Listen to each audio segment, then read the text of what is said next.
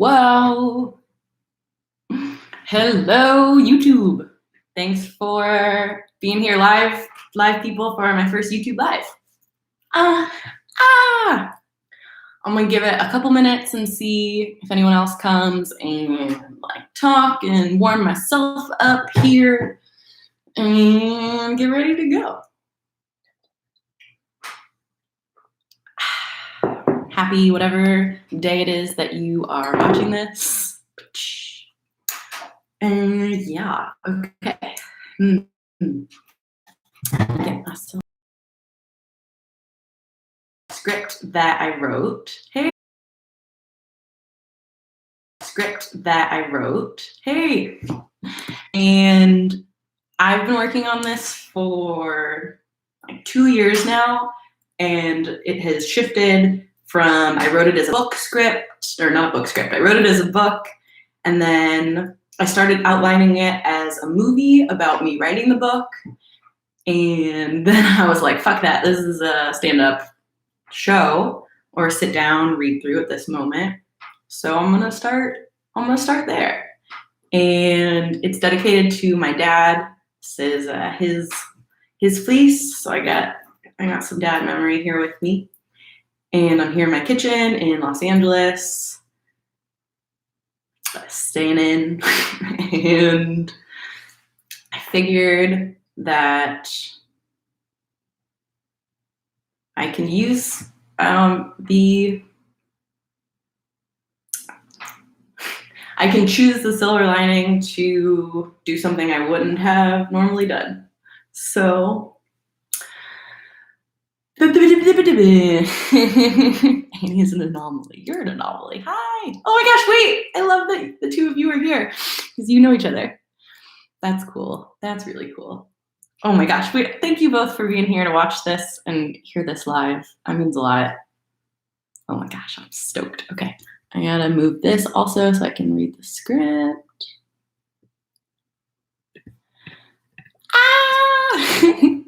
I'm at this place of, because I've gone through so copywriting and this and that and hello. And I reached the decision of saying to listen to my inner music lover, musician, to take the musician route that says start performing and just keep performing the thing a bunch of times, rather than the book route that's like work and tinker and don't put it out unless someone's buying the whole thing. And yeah, so here I am. I don't nobody knows how to human, and that's what I'm here to talk about. I want to give it 2 more minutes and then I'm going to start the read through. And I am so open to feedback and ideas that people have. There are people who are everyone is talented in different ways.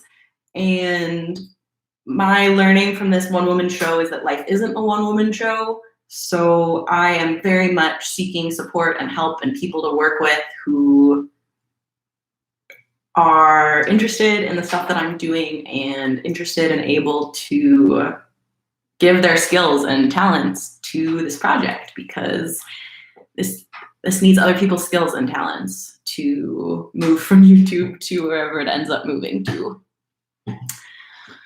And the people here, oh my gosh, it's so good to see people here live. I'm so excited. Okay.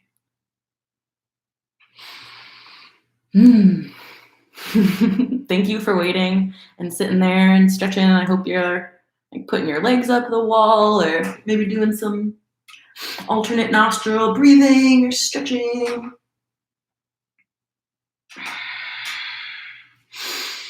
I'm just talking to get my own anxious chatters out.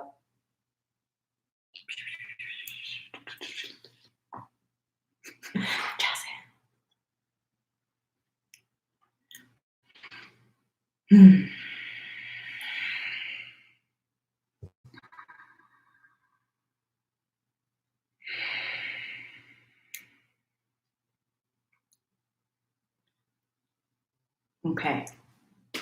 Here she goes. Bum, bum, bum. The HumAnnie. The 10 C's of one human's humaning. And God said, "Let there be a Big Bang." And in 1993, in St. Louis, Missouri, 2 people were like, "Let's bang!" And then what they made this show. Human, human, human, human, human, human, human, human, human.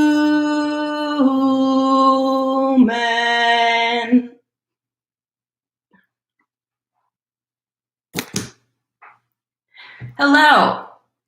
At the ripe old age of 26, I've decided that I'm ready to share about my life in a form of one-sided group therapy for entertainment purposes. Welcome, and thank you for being here.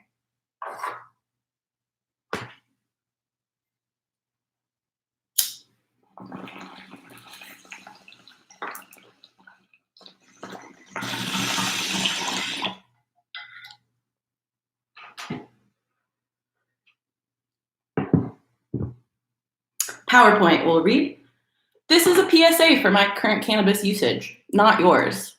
What tool impacts everyone the same way all the time? Also, stoners who bash non-stoners are like vegans who preach compassion to animals and then bash non-vegan humans." My name is Annie, and I'm a sensitive, scientific, and relatively nugget-sized human who loves questions and long walks on the beach. I noped the fuck off the physician path to instead be another Jew in media. I've done a decent amount of talk therapy, and eventually I actually participated. Step up on a box labeled soap. I have a dream that one day all humans will have the opportunity to experiment with talk therapy and any therapy they choose. Step down. A therapist once told me that I was lecturing about my feelings and about feelings generally. It was a compassionate and accurate, and I was seeing this therapist as a patient. This call out and in was psychology speak for, "You're philosophizing about the human experience rather than saying any I feel statements. And I feel statements are literally foundational to talk therapy." Well, I feel statements being challenging is part of the human condition. I accept that feelings are my soul. They're my guidance, my intuition, my inner being. Well, I accept that as suggested by the thoughts put forward from modern psychology, psychopharmacology, and biological mechanics, as well as canon literature and ancient spiritual texts. Feeling that feelings are my guidance feels like a cosmic joke I'm unsure anyone is ever fully in on, except maybe when they're laughing, crying, singing, dancing, and or orgasming. I feel a deep love for the bell curve graph. Part of my love for graphs, generally, it comes from this belief that somehow they're gonna show me the right and the wrong way to live my life, statistically speaking.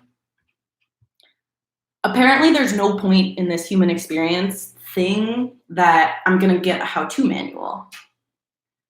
I go back and forth between actually wishing that this existed and not, and like, would I read it, follow the directions, even if it did? While this manual would be different for everyone, I feel like there would be some general structure because everybody feels feelings. All humans are human. While experiences vary, we're all having a human experience. Leaving the physician path, it left me with a lot of anal pre-med type energy, both the ATP and the spiritual energetic kind. And as energy can be neither created nor destroyed, I redirected it towards understanding and sharing more about the human experience and somehow making that my career. This all means understanding more about my own human experience. So essentially, I've created a lot of work projects to ensure that I'll actually feel my feelings with some lecturing. Feelings are a full-time human job that nobody signed up for, and no one can quit with some ability to negotiate the terms of agreement, like free will. You can quit if you kill yourself, which means you feel all of your feelings or you feel none of them. And while suicide goes against every evolutionary impulse, to me, all that shows is how intensely someone wants to turn those impulses off. I'm bringing up suicide early on here as a reminder that it's not the impulse that cannot be named. It can be named. Its name is suicide. It's a word for an action that happens, and language is a tool that can help sometimes. Mental health. Reach out or kill yourself.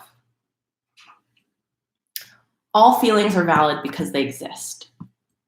Apparently, the existence of feelings is factual. Feel that, science. I love you something silly, science. As I'm without a dick to tell science to suck, and a field of study cannot lick my clitoris, I'll go with, please use your technology to continue to produce high-powered vibrators for myself and other humans to enjoy. Whoa, she's switching gears quickly. Well, have you masturbated recently? Masturbation is one of many examples of something people can get uncomfortable discussing, like really uncomfortable, despite it being something nearly everyone does. Everyone was born, and everybody eats, and everybody dies, and most people are pretty uncomfy discussing most of these. What? Humans, what are we doing? Food and fucking is the how and why, biologically speaking, of how we're all here.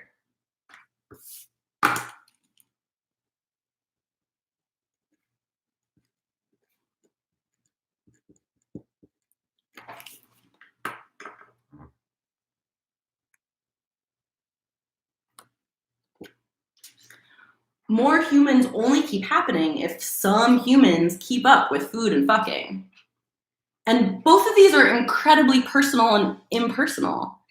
Still, who benefits by not talking about it all more? Philosophizing about the human experience like this is a privileged activity. And there'll be another PowerPoint that shows a collage of white male philosophers. Philosophy is giving thoughts about feelings, followed by intellectualized justifications for feelings-based actions. At least that's my feelings-based philosophy.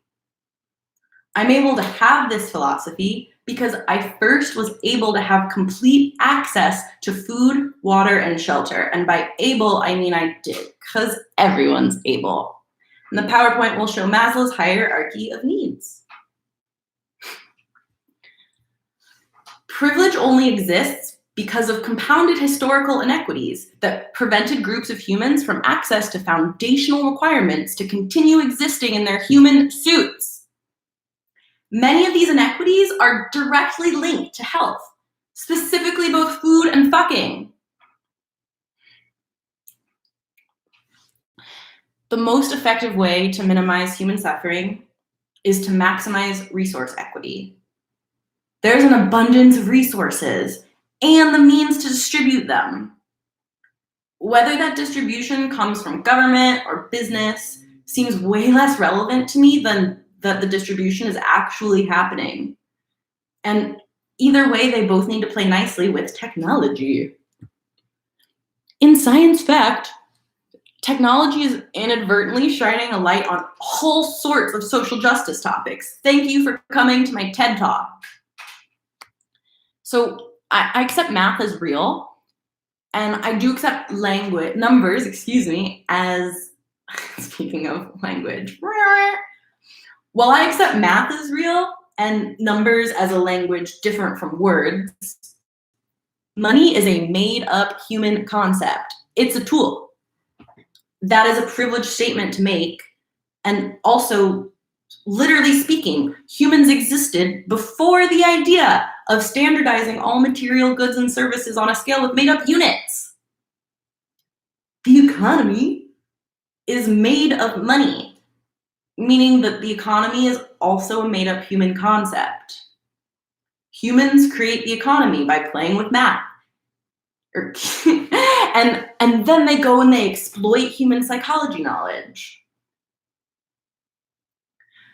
Money is a value system using math that humans created to rank goods and services on the same scale, and any standardized system is going to have pros and cons. Vote with your dollar is real, and so are the disparities between who has the most votes. The internet, hello again, exists now, and it gives all of us new ways to share and to practice accountability. For example, on the internet, you can learn that equality deals with treating everyone the same, while equity refers to everyone starting at the same baseline. You can also look up all the studies about how everyone having their basic needs covered to begin with ends up being less expensive in all forms of energy because we're all connected. All humans need basic human resources. Nobody takes any resources with them when they die. We're all connected and dying one day and needing resources while we are here. Repetition. Connection is the theme of the human experience that has been given lots of labels and is, in my feelings-based opinion, a feeling of peace and love and trust.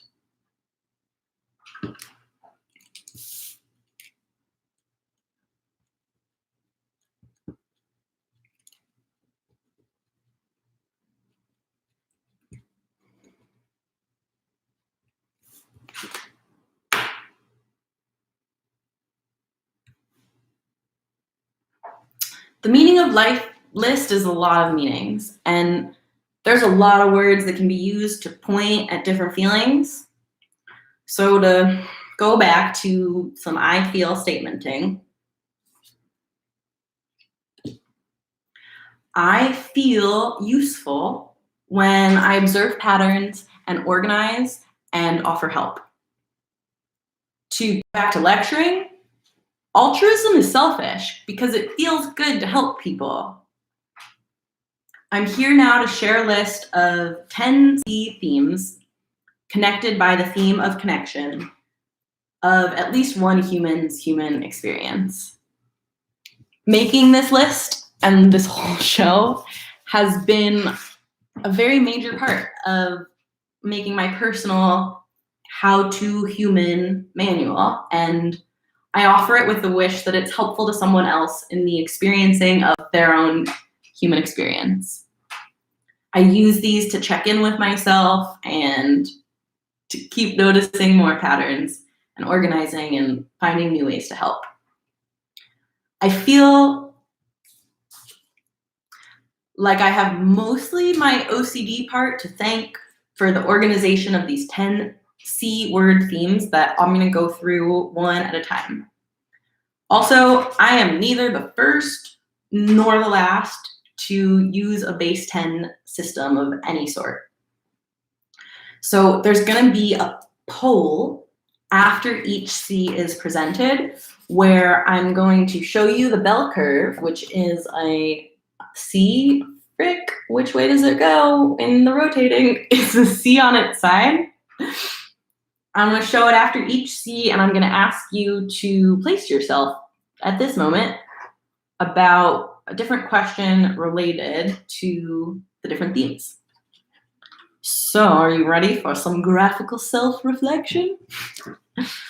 Starting, before we get going, the first poll is going to be to point to the spot on the bell curve graph that shows your current feelings about two statements. On one side, we're going to have life is underwhelming, bored, understimulated, all those feels. And on the other side, we're going to have life is overwhelming. There's way too much going on. I'm overstimulated, excessive. And if you want to type in live people, you are welcome to. And if you want to write it down yourself, you are welcome to. If you want to just think it in your head, if you want to sing it out loud, however you want to get your self-reflection on.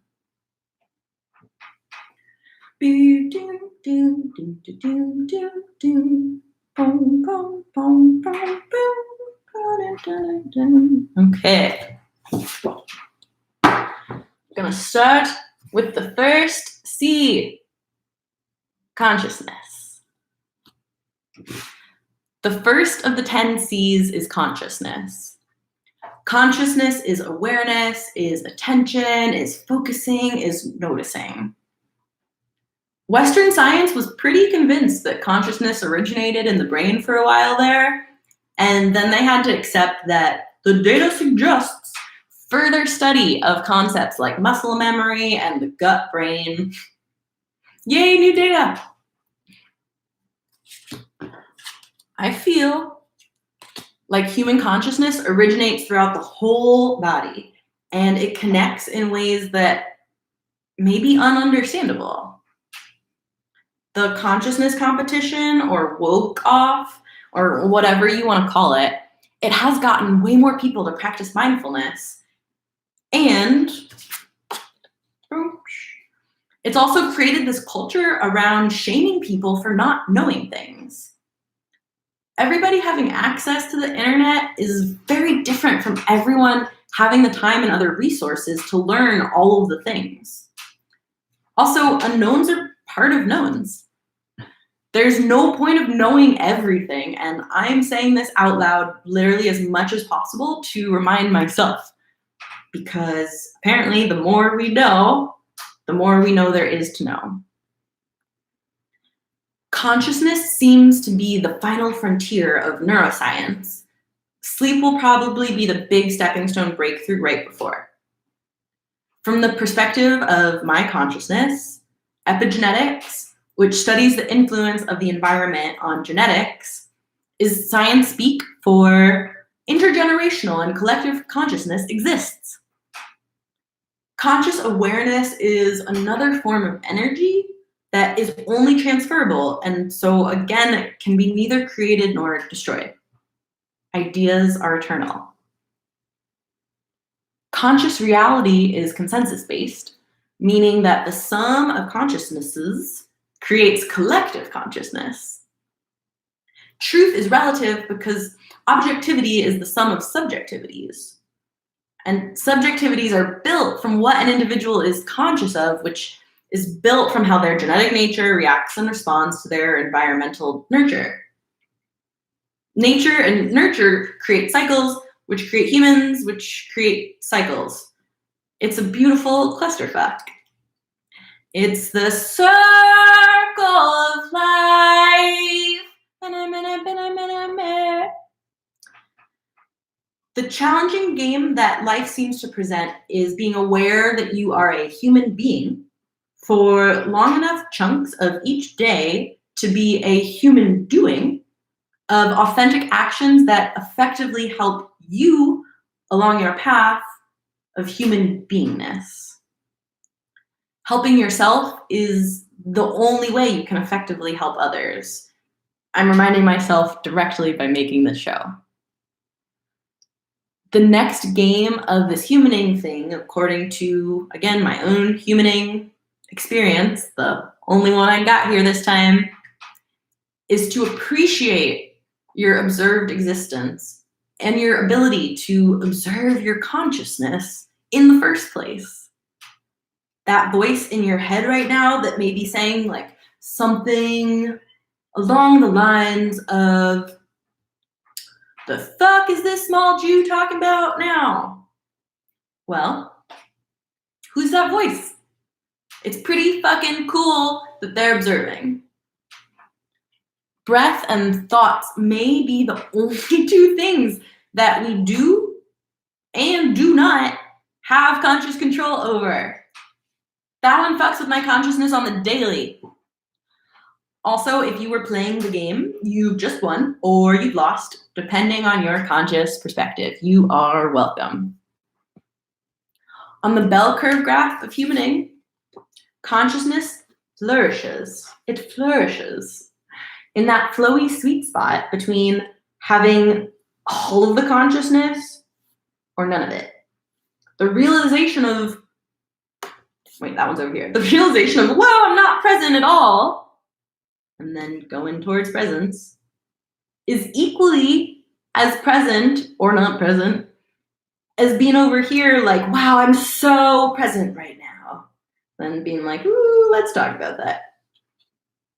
Personally, I find it way easier to beat myself up when I'm being not present, tisk tisk Annie, and way easier to ego lift myself up when I feel like I'm being so present.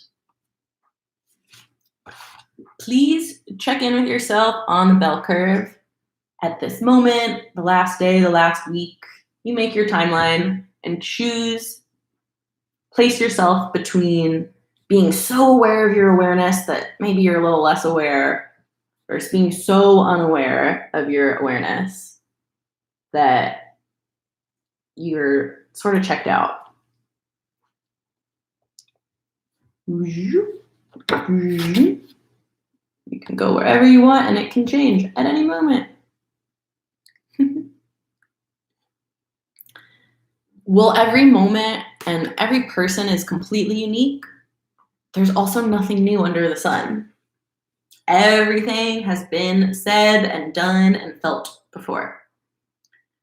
This, whatever I'm currently doing here, may simply seem like a new combination of things. Then there'll be a table demonstration that combines tarot cards and blackjack, and we'll have several phrases including, there's a third-party situation that you need to double down on here.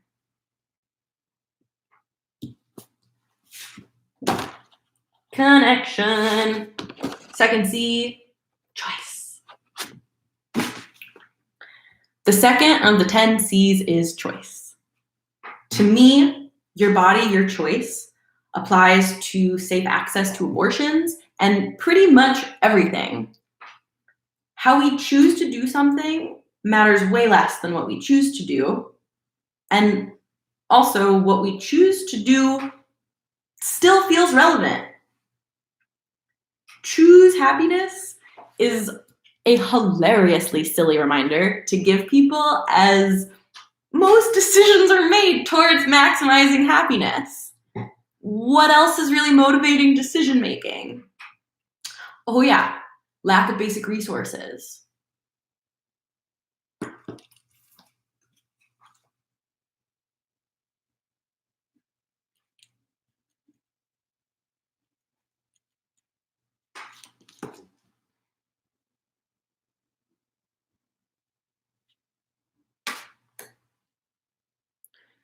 Choice makes me think a lot about food and fucking again, which are two very tangible choices. Food and fucking are, again, necessary parts of species survival and resting up for said food and fucking. The rest of life is an overchoice buffet, puns both intended. Overchoice is part of what makes life so challenging because more options can make more space to doubt our choices. Choice is a privilege. And again, privilege existing means that inequitable resource distributions exist, which means there's people that make choices that they may not otherwise make based on resource constraints that don't need to be there. People are still going to choose shitty shit sometimes because we're humans. A lot of that shitty shit is preventable, though. Plus, imagine all of the other choices that people could make to put their energy towards besides worrying about feeding and housing themselves. It's entirely possible for there to be an equitable distribution of basic resources, which means then that there's the security and general sense of calm to address feelings, which are part of what is leading to and continuing the structures we currently have in place for resource distribution. What? Ah! It's so enmeshed. In my dream of talk therapy as a basic human right, everyone would go once, and then they have the option to go as much or as little as they like. Everyone would also have access to any form of therapy that they choose. These dreams also include the legalization of all substances, with safe spaces for people to go and choose to use them. Ask any teenager or anyone who's ever been a teenager how much more they want to do something reckless and choose to do that thing, hate human psychology again, when that thing is deemed off limits. Choices are funny because they require our many internal parts, these beautiful paradoxical inner clusterfucks, to work together towards a common goal. Show a picture here of the movie Inside Out. Whether we're conscious or not about our choices, all of our parts are coming with us everywhere. I choose to believe that many of the destructive decisions people make come from their neglected inner parts. I share this because I've definitely left some of my parts behind and had them say hello through my choices. Canceling an inner part is like canceling a person. It still exists. Hurt people, and misery loves company. What if hurt people were asked a lot of questions about their hurt? Like, what led them to their choices? In applied behavior analysis for autism, there's 4 main reasons for behavior: attention, access to resources or experiences, escape or avoidance, and an automatic response. In other psychology terms, positive and negative reinforcement can alter these behaviors. Reinforcement is conditioning, which, depending again on your feelings about free will, means we do or do not have the autonomy to choose. On the bell curve of humaning, choice can go between the extremes of complete or none's control over our choices. Free will is the truest of truths on one end of the spectrum, and free will is a facade joke on the other end of the spectrum. We have complete access of our choices. I feel like I am making every single choice. It's all me, versus the other extreme. I have no control over my choices. Everything is totally predetermined. Where do you feel at this moment your choices are coming from?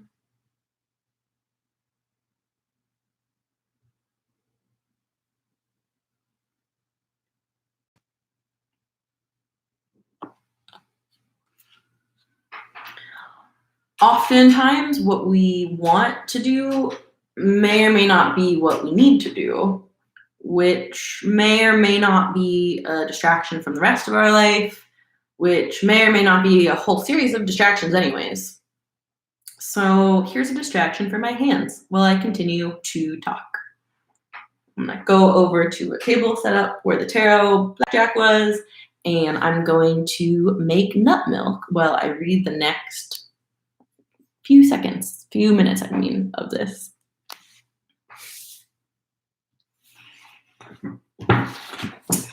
The third C is change.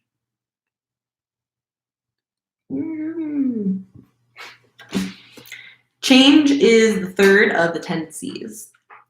And nature, which we came from and are a part of, reminds us that change is constant. The only permanence is impermanence, apparently.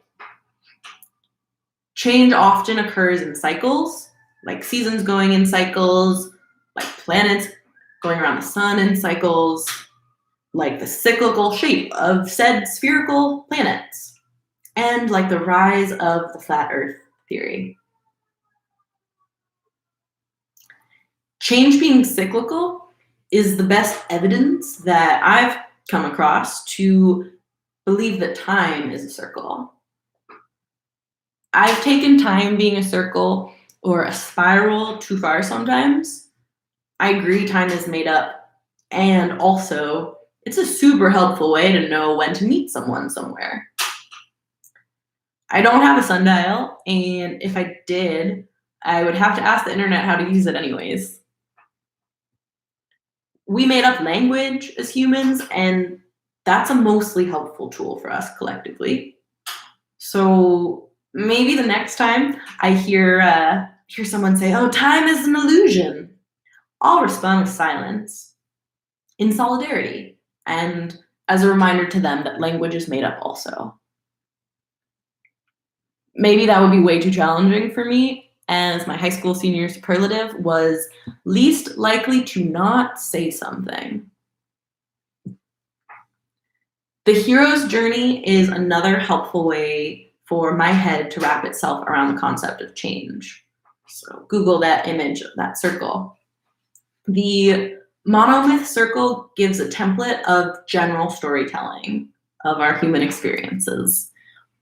A human gets the call and responds to adventure.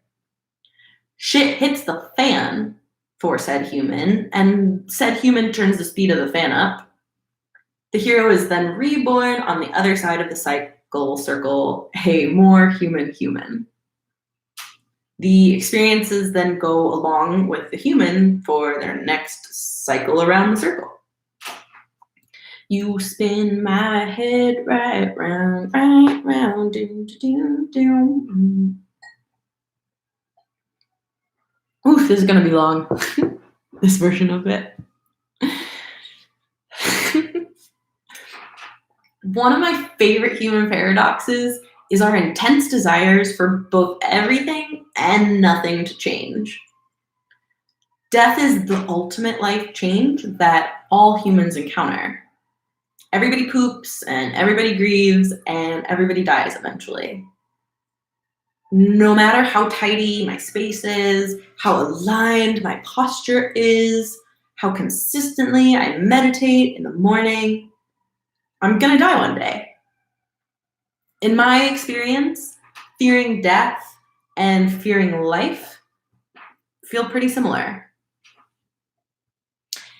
If there's no death and no life, or no life and no death, then the extremist in me wants to believe that either nothing ever actually changes, or literally everything is always changing. If that one makes any sense to you, the eternalness, or that there's just a constant flux. So, what about you? On the bell curve of change, is it that everything is overwhelmingly changing all the time, or is it that nothing is underwhelmingly changing ever? This moment, or your feelings about your life currently.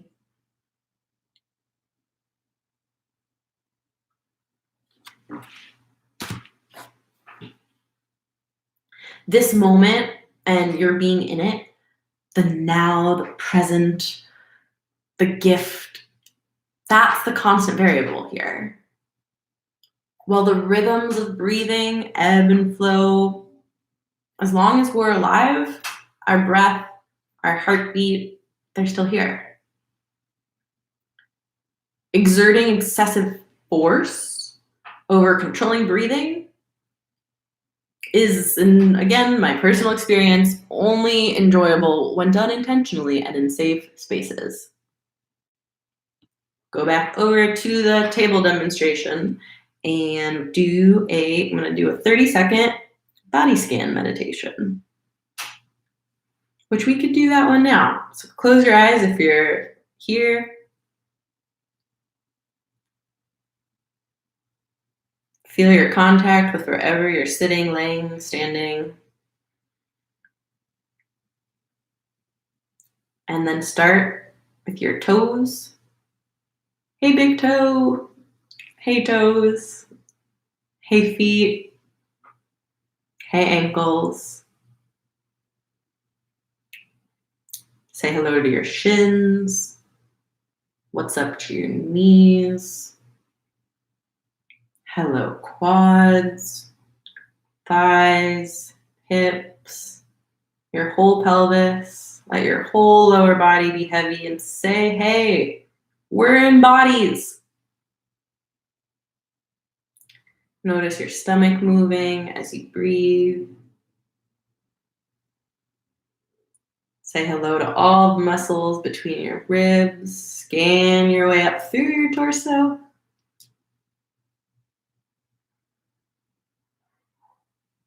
Greet your shoulders, your elbows, wrists, your whole arms. Notice your fingers. Pretend like you're breathing out through them, like there's little lungs in your fingertips. Scan, say hi to your neck and chest, your jaw, your ears. Do the weird or don't do weird. Notice your body. That was more than 30 seconds. I don't care. Because the fourth C is compassion. The fourth of the 10 C's is compassion. Compassion means sitting with suffering, embracing it in its totality, and releasing any efforts to fix anything. Desires to problem solve, they show this deep caring about the problem. Unfortunately, skipping the compassion part to go straight into problem solving mode neglects the suffering, which is counterproductive to minimizing it. Suffering connects us. Everybody hurts sometimes. Good vibes only would mean that good is no longer a thing, because there cannot be good vibes without there being bad vibes, because then they would just all be vibes.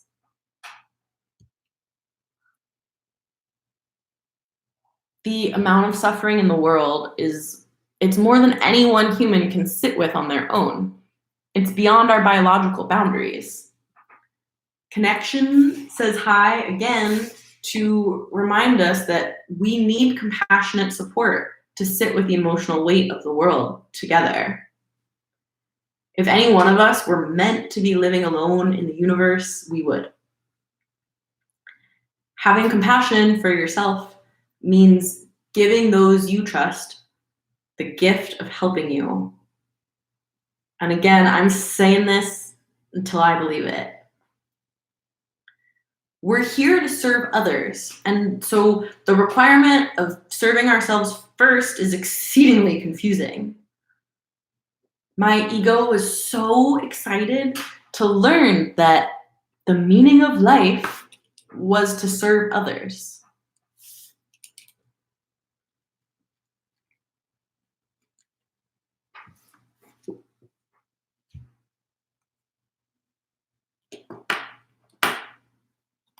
And then my ego was at a real major loss to learn that I literally have to give to myself in order to do that.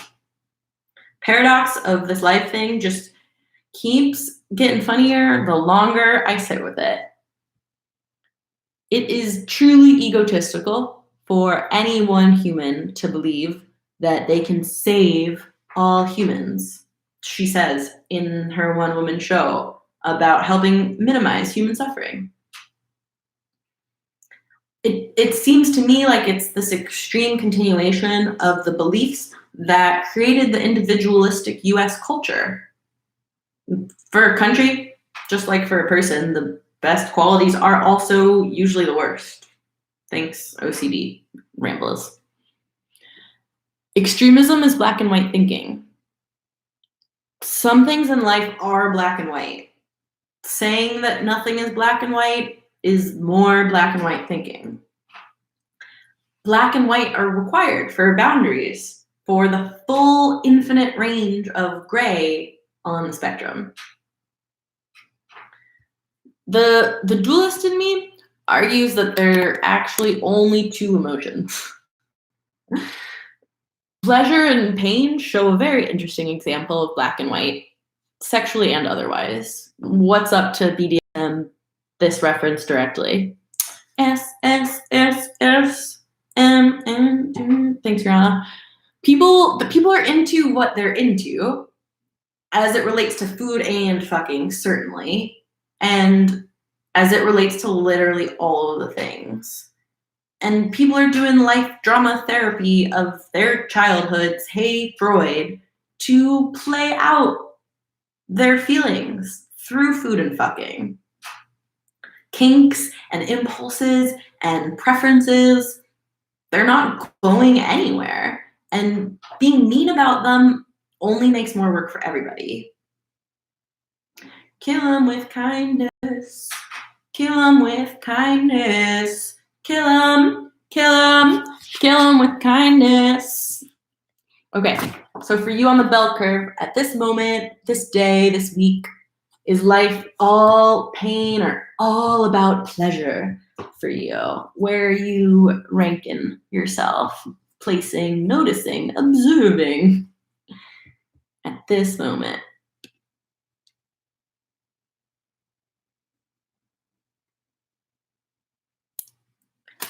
Then the table demonstration for this C will be putting our legs up the wall. So if you are tuning in and would like to put your legs up the wall, I invite you to lay on the floor, get your legs up above your head. Please enjoy it.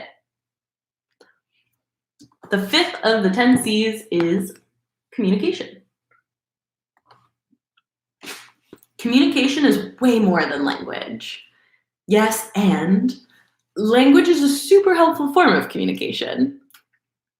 Like dollars, language is a mostly solid effort at standardizing descriptions about reality that has helpful and harmful consequences. I am convinced that the majority of comedy comes from miscommunications and then communicating through those, which inevitably creates more miscommunications. Because communication first starts with our individual mind-body communication. Two people communicating first means that their individual minds and bodies are communicating. It's layered like an onion, like Shrek. Larger and larger groups of humans introduce more and more layers and opportunities to say communication. Most of what we're communicating is our wants and needs, which means first checking in with our own mind-body communication to figure out those wants and needs. You can go be a non-communicative hermit somewhere. It's your body, your choice, and I really do mean that. I believe that I statements are the only honest statements we can really make with language. It's the feelings, specific ones, that I'm less inclined towards sharing with most people. With their words and with more, everybody's just telling each other where they are all day, every day, picking up conversations they left off in their own mind-body communication. Honestly, adults are not that different from two toddlers who are learning how to actively listen and engage with each other rather than each just saying whatever random thought and feeling comes up whenever it arises. I'm hungry. That's my block. Okay. Art, it is communication. Art is a tool for self-expression. Self-expression is communicating with yourself, and it's also part of the process about learning about yourself. I'm learning. How you communicate with yourself is how you communicate with everybody. What goes around comes around. Now I'm communicating like a cut and paste of a lot of other people's communications, which makes sense because if we're feeling mostly the same things, then we're going to communicate mostly the same. Have you ever had a friend who said some like slang word or phrase that annoyed the fuck out of you at first, and then before you realized what happened, you were using it? You ever learned a new word and then you start hearing it everywhere? Have you ever shared an entire story with only eye contact? Connection. On the bell curve between extremes, I view communication as going between totally my responsibility or totally somebody else's responsibility. It's like part of me wants to put everything on the communicator or everything on the receiver, and either way, my self-loathing will say any miscommunication is my own mishumaning.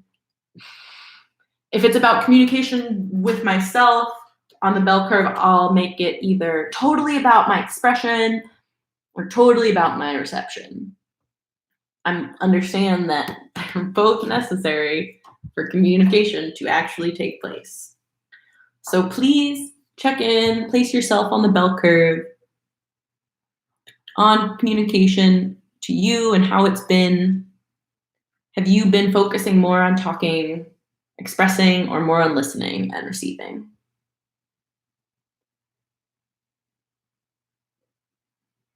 And or another poll could be which comes more naturally to you.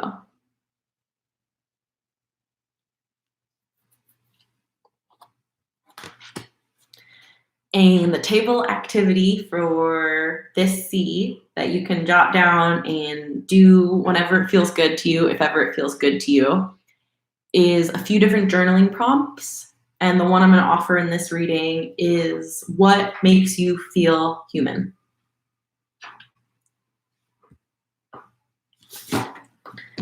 The sixth C is community.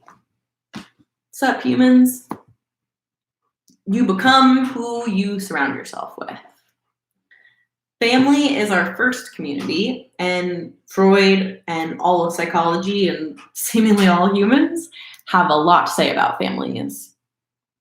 Whatever someone first is exposed to is going to be normal to them until they're exposed to something else. Nobody chooses their family, at least not consciously. In families and in larger communities, disagreement seems to be a necessary part of communities finding agreement.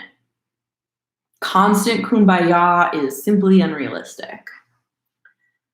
This truth, and it's being neglected, actually probably mostly this truth being neglected, are parts of what make me want to avoid human connection sometimes. Isolation, though, is a cruel form of punishment because of how deeply we are all social creatures. I realize that this is biased from my extra extroversion, and I still believe that just like I need time alone, even the most extreme introvert occasionally needs some time with some people. A fun reminder of how connected we all are to each other is how contagious it is to see someone yawn or smile or stretch. And it can even happen in person. It can even happen virtually, not just in person. The other biological community basis is that if you're sharing space with someone, you're literally exchanging the same molecules. You are both breathing. Well, nonviolent communication encourages a focus on I statements and the silliness of you made me feel statements within communities or communications. We do make each other feel feelings often. Again, there is no you made me feel. There's definitely a you cause pain to my body with physical or emotional violence. Physical, especially for this tangibleness of our connection within our communities, Kicking, punching, slapping exist. Also, physical violence has a gender. And I'm going to get into gender and sex later. Physical violence has a gender. Sexual violence, relatedly, is most likely perpetrated by someone the victim already knows. Gun violence and cyberbullying and more continue because they continue to be accepted at some level by communities. Speaking out about these issues is different than creating structures with direct consequences for these choices, coming from places of compassion to have structures for our communities. Community norms really quickly become standard. One of many very, very unsettling community norms to me is that humans are drafted into the military to kill other humans when that same exact action in a different context could end with that human being punished by death. What? Another very unsettling community norm is that a marriage license has a longer waiting period than a gun license.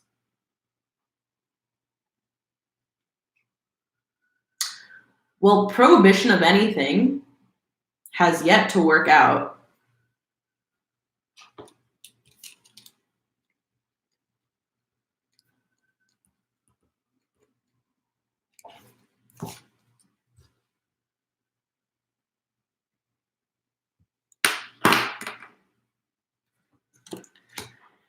Children doing active shooter drills in their schools is literally asking for more people to need therapy for PTSD and other disorders in the future.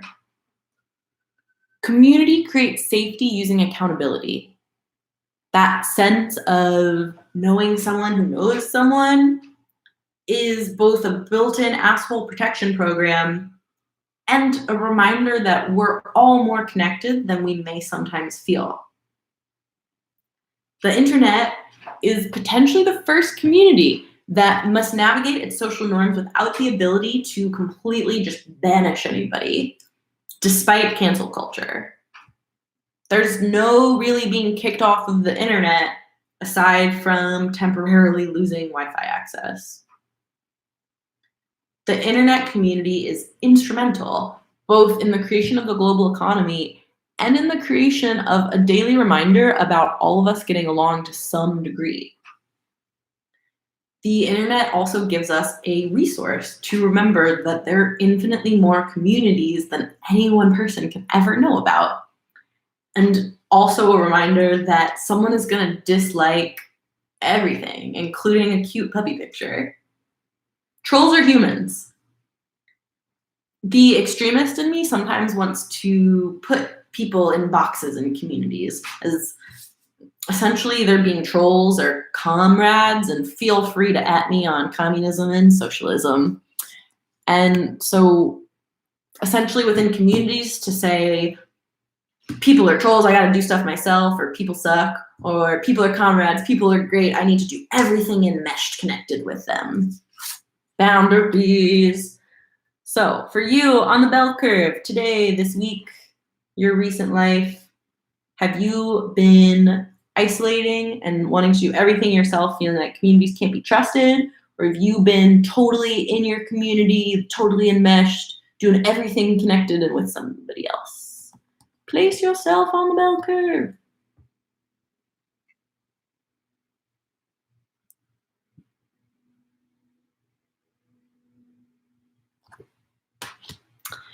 And for this table activity that is only going to happen at a live performance with people watching, I'm going to improv a mini podcast for 60 seconds, talking about communities and communication. The 7th C is creation. We were all created and we all create things. Creation occurs in a cycle with consumption, circles again. Nature is built from cycles, which is part of why nature, I believe, is sexed as female. We have Mother Nature, and Father Time. The future is female. To me, it feels like a well-intentioned, great timing for hair play. It feels like this well-intentioned sorority sister to me. It's the same how I feel about whitewashed feminism, where I get and I appreciate what you're selling. The hair, the makeup, the outfit looks super cute, and I'm not fucking buying it.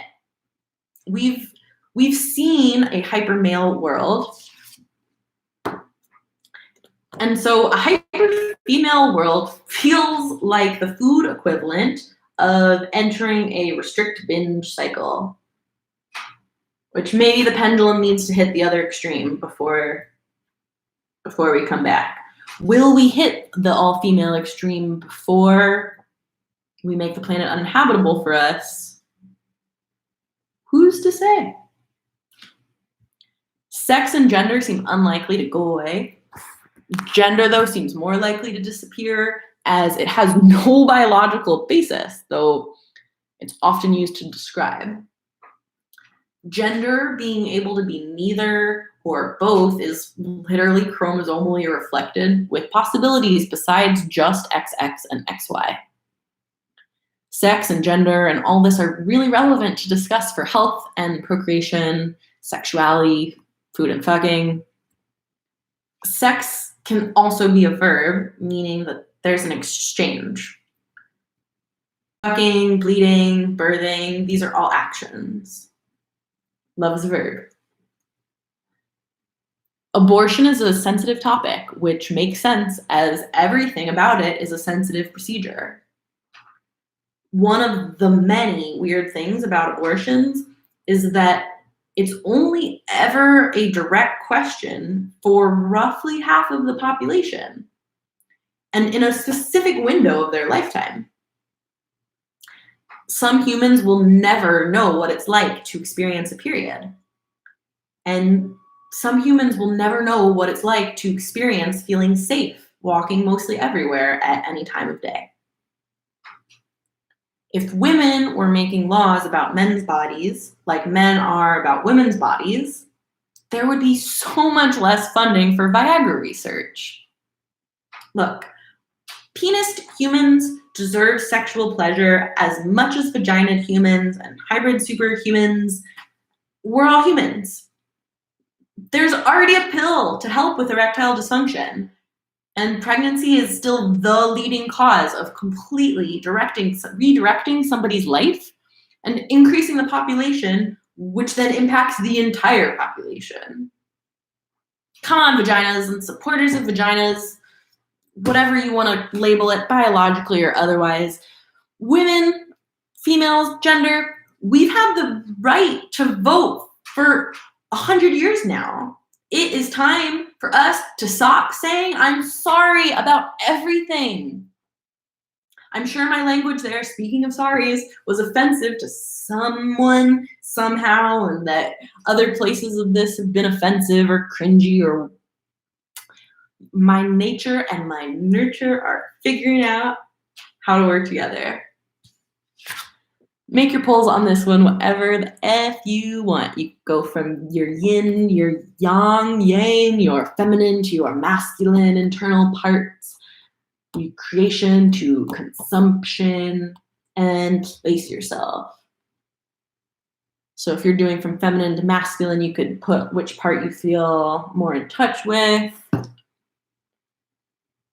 If you're doing creation, consumption, do you feel more inclined towards creating or more inclined towards consuming recently? Pick your player.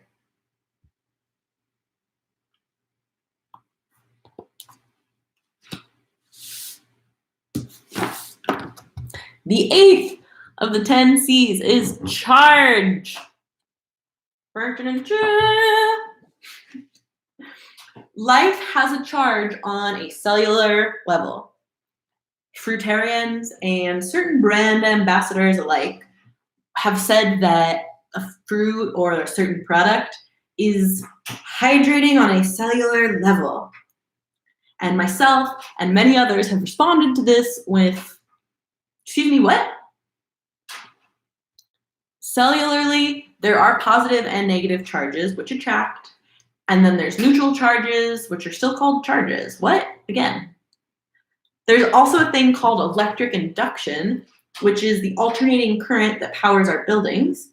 And it's also a name for the phenomenon where two like charges attract. Like attracts like. Enter the law of attraction and similar concepts. Many a spiritual woo-woo discuss different iterations of the idea that whatever you are, you attract more of. And sometimes this can be used as a way to inspire people to claim full responsibility for their lives and for their consciousness and their choices, their responses to change. And sometimes this can be used as a way to encourage people indirectly to beat themselves up for attracting in the parts of life that are suffering that happen to them. Suffering is there. It's a much smaller part of life than this part of me makes it. To me, charge means the phrase pay attention. Spend your attention towards your purpose. So first find said purpose.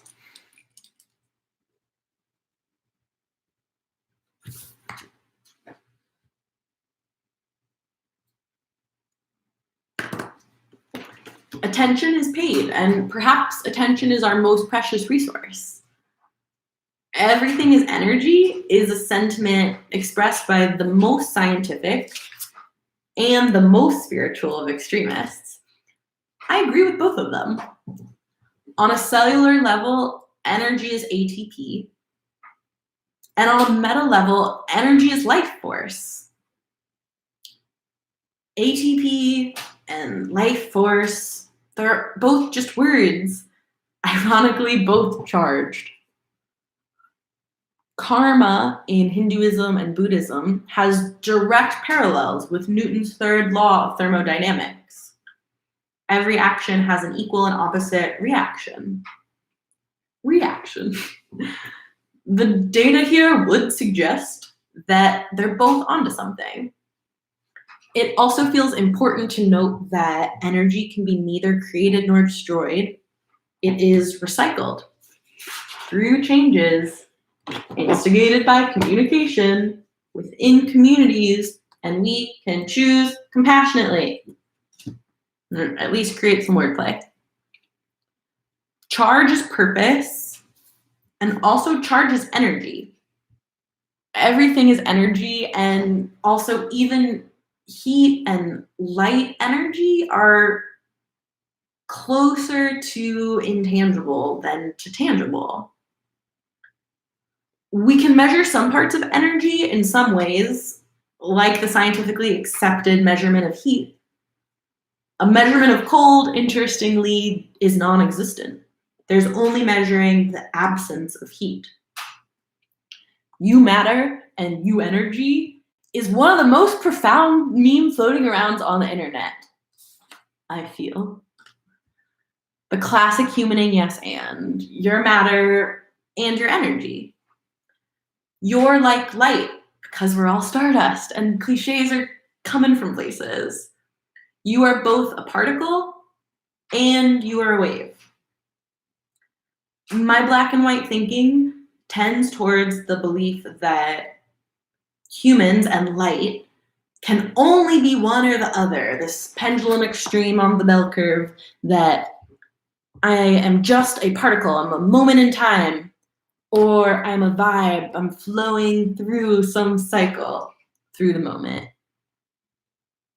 So for you right now, this day, this week, again, your graph, your choice. Are you feeling like your life is more particle-like or more wave-like? Or you feel somewhere in the middle where you are aware of both the particle and the wave nature, and you are okay with them both existing?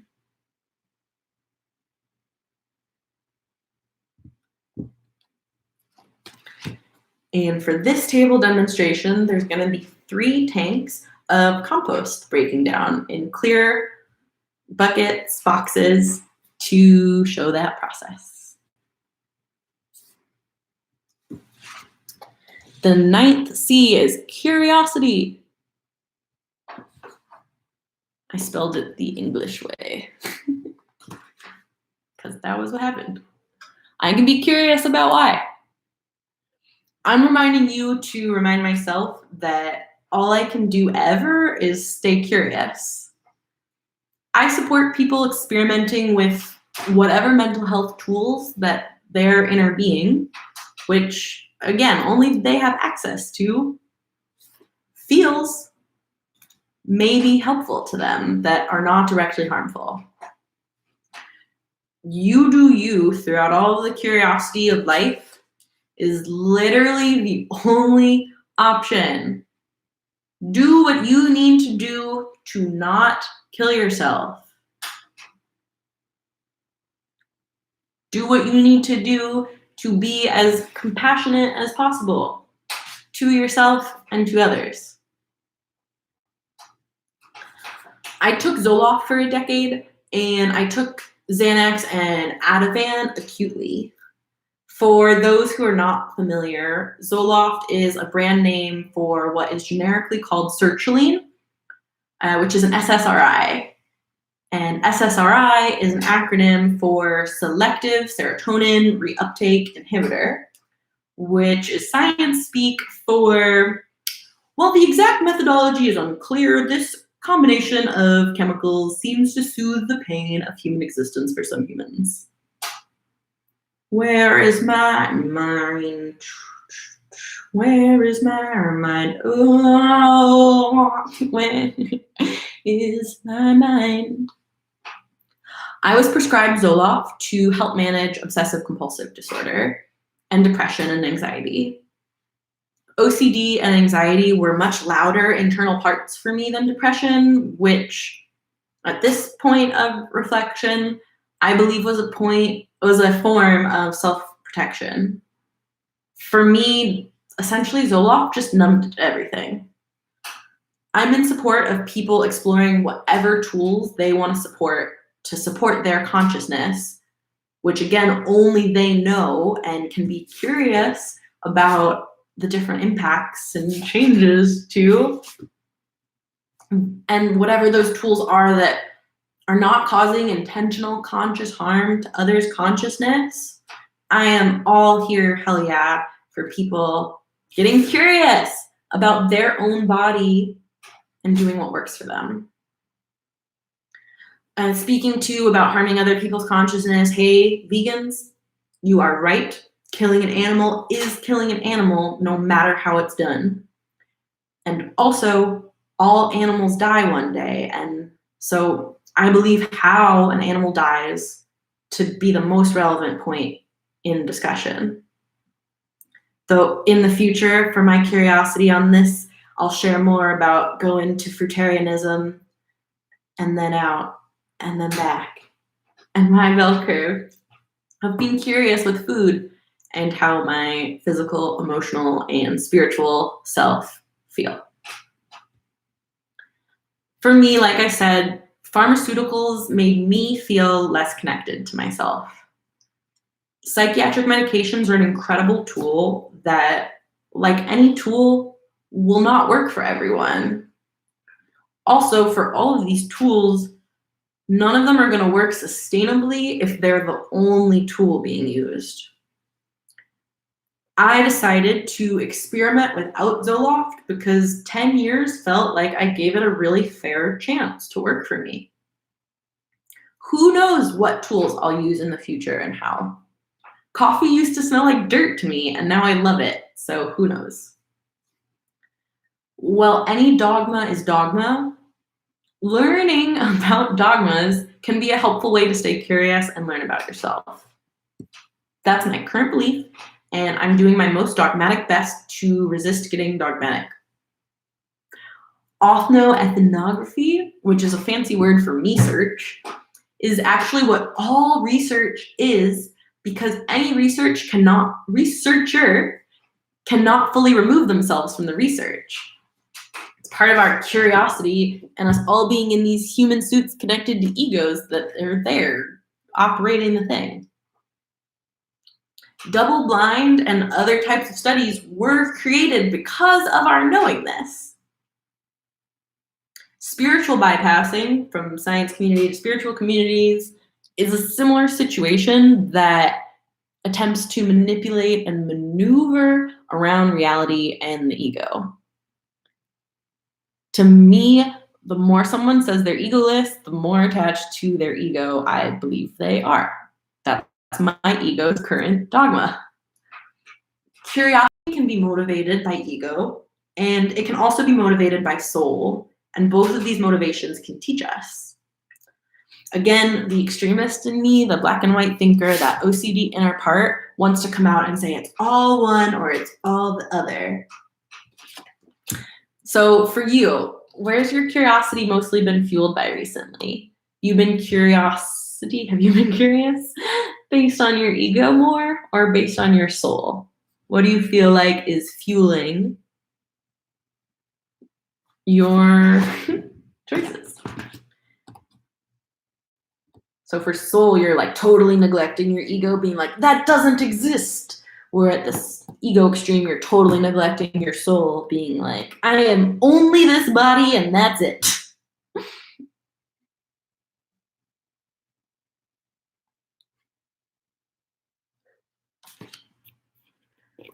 Okay, and then the table demonstration for this C is going to be a 1-minute game show of an analogy astronomy hybrid game.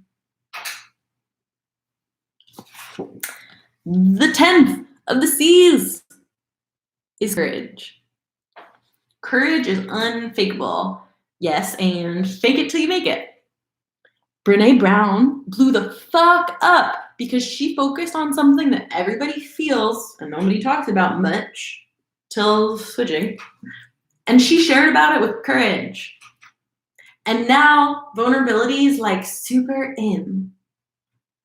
Queen BB, there's going to be a PowerPoint that shows a picture of Brené Brown next to Beyonce, reminded us that courage requires strength and that strength requires vulnerability.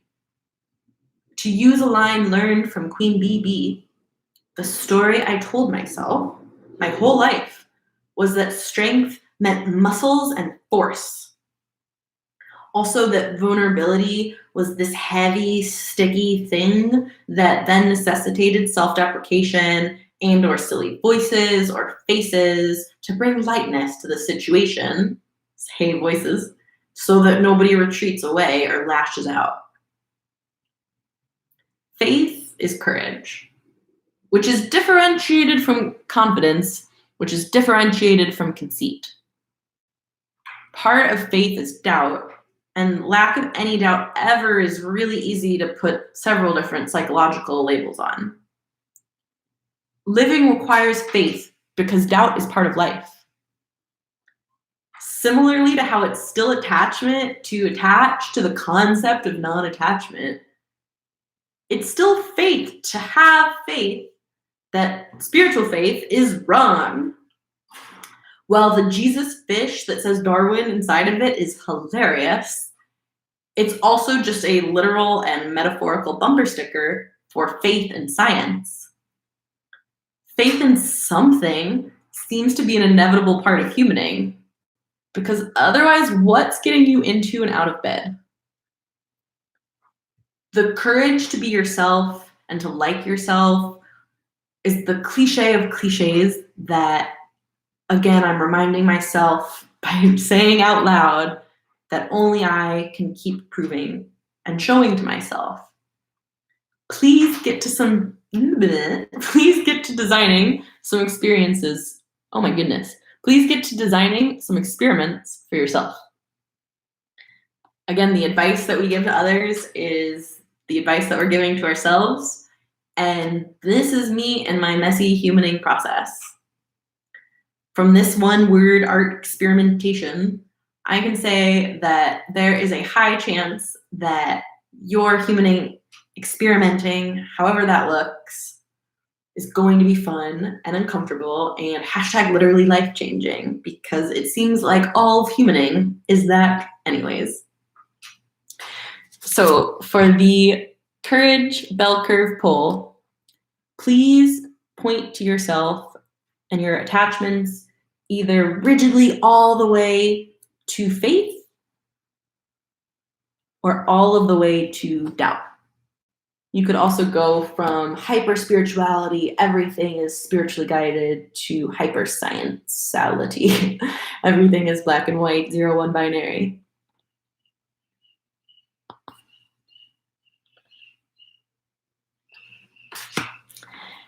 All right, and then the table demonstration this time is not going to be a table, it's going to be a dance break.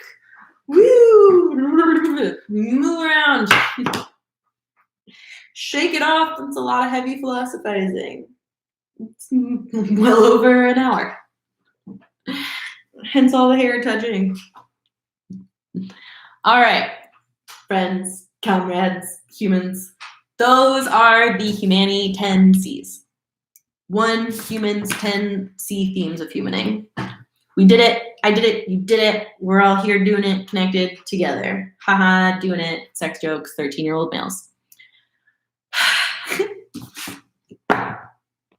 Woo! Connected by the connection C. Each of these existing within connection, now ready to be connected.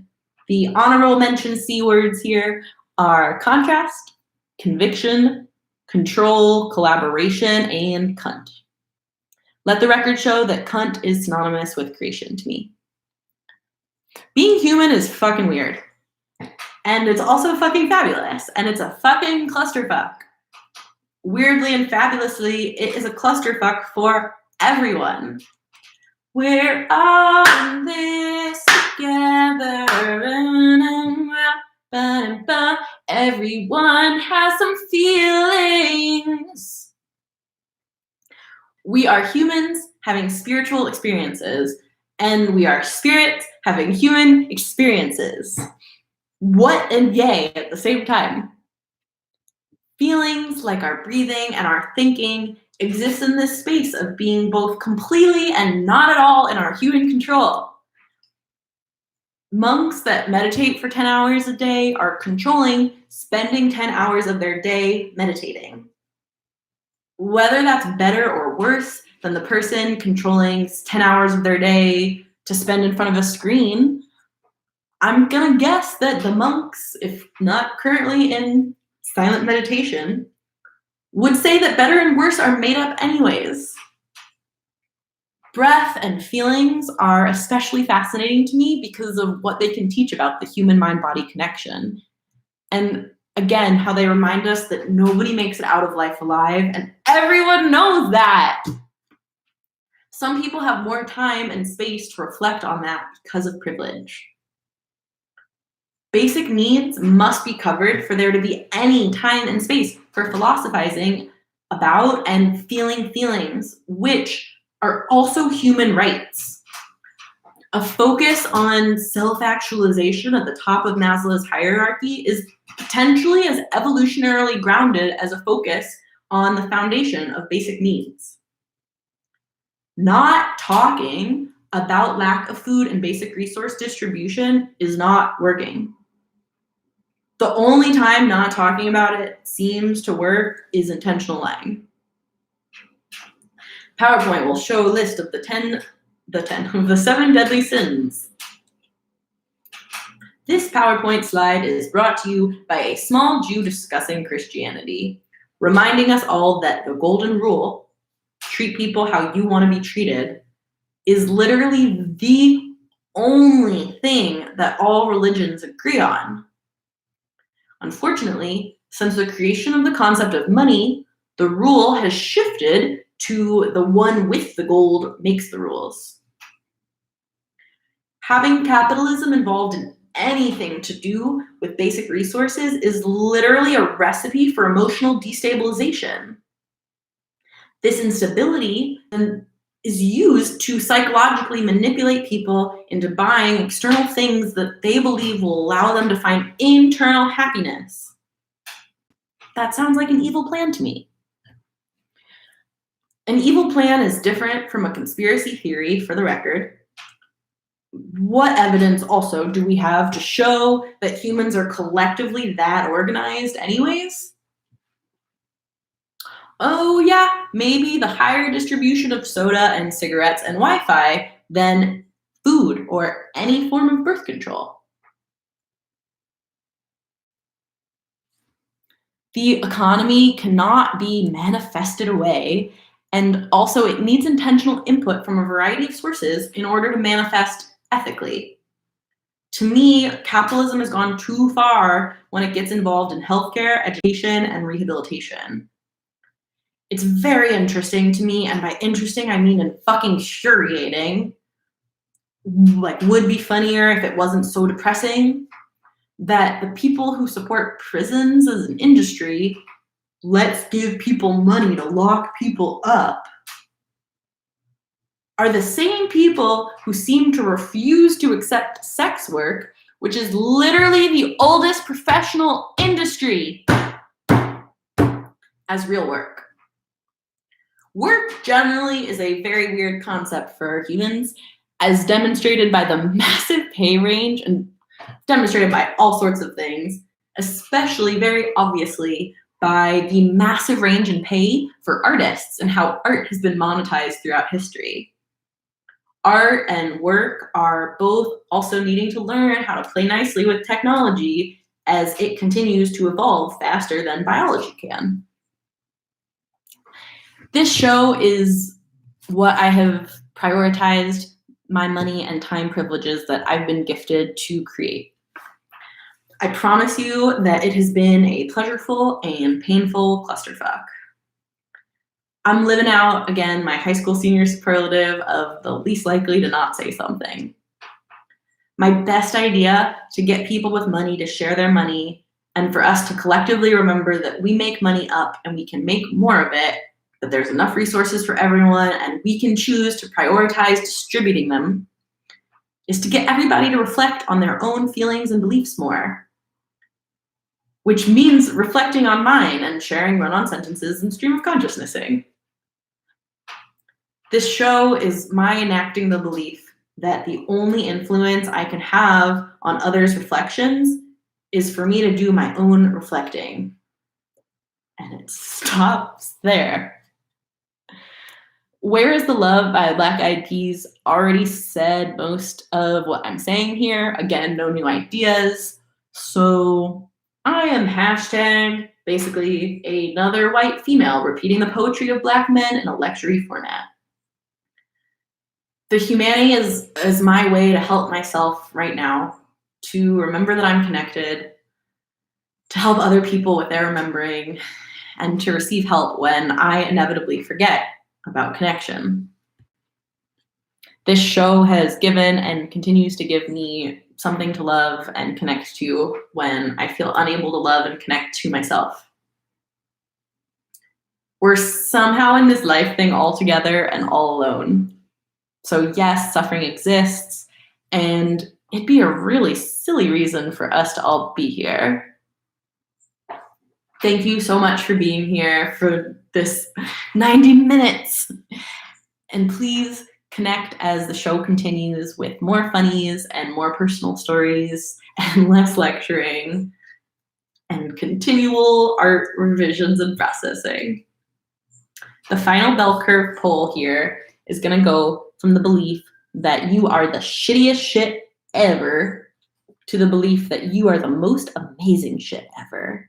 So from the extreme that you matter way less than everyone else has way more value than you do as a human, to the extreme belief that you have way more value than all other humans.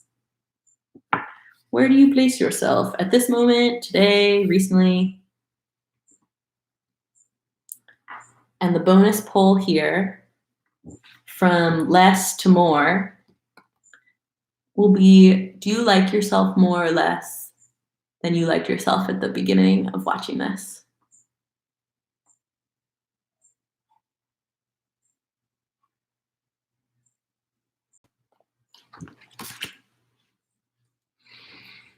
All right, and to close this out, I'm gonna sing a song parody that you can watch the video of also here on YouTube. I'm gonna play the instrumental through iTunes, and I don't know, because this is my first live, if it's gonna, if you're gonna be able to hear it. So it may end up sounding a cappella in the streaming recording, or it may not. We'll see. We'll see what happens.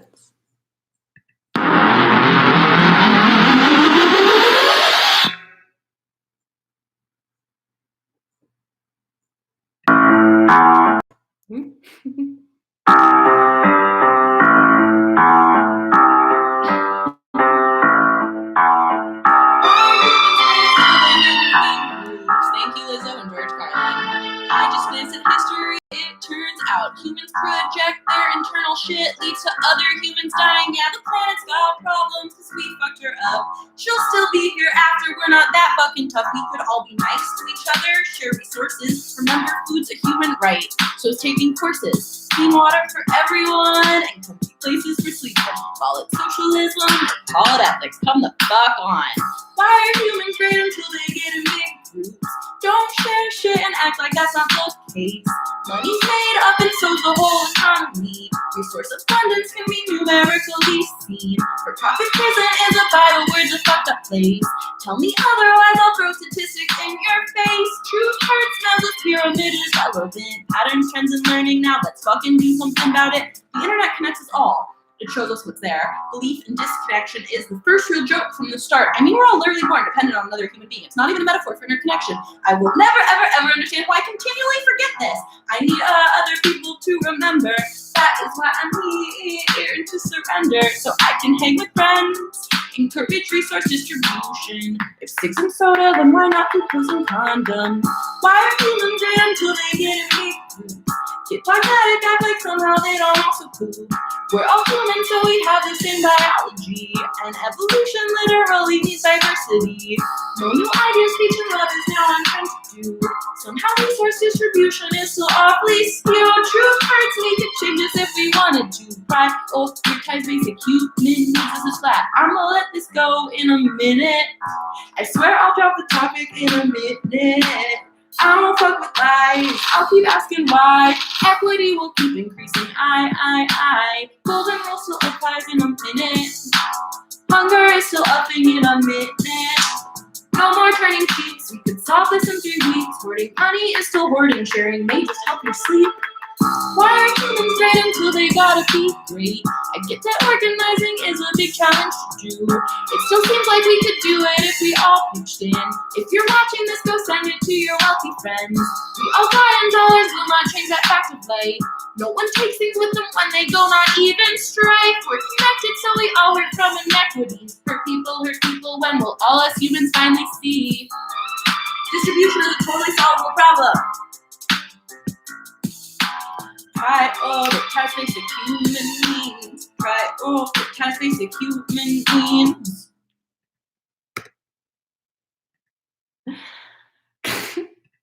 Thank you so much for sticking around. Thank you for watching. Thank you for tuning in. Thank you for being you. I would love to hear your thoughts, your feelings. I would love for you to check out the podcast, the blog, other YouTube videos. Check out Patreon, check out Etsy, check out your feelings. Silly voices again. Thank you so much for tuning in. Thank you for being you.